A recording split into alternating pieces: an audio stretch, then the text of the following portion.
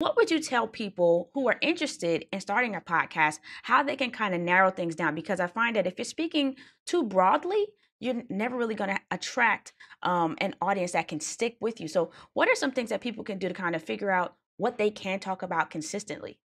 Yeah, first I would say, like, what are you passionate about? Like, what would you talk about if nobody was listening?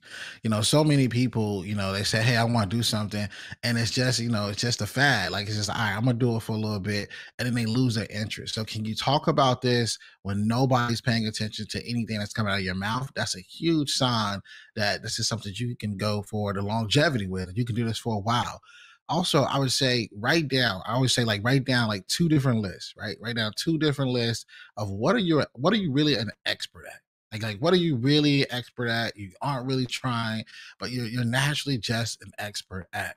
On the other list, I would say, hey, look, who can you find that's already doing what you want to do? Go study them, but then write down what they're not doing. Right. If you write down what they're not doing, you write down what you're an expert at, and you also know that you're passionate about it, that's how you can really, really get focused. And you never think that, okay, this topic is too narrow. Believe me, like the more narrow, the better. And then as you continue to grow, as you expand, then you might, have the ability to be known for something, and you can still talk about other things because you've mastered it. So your audience naturally knows you for something.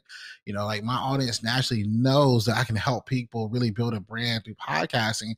But look how that has expanded my reach to now working with the same celebrities that you might have seen on my show. And that's what it comes down to. I think if you can get this formula down packed, you're set up for success.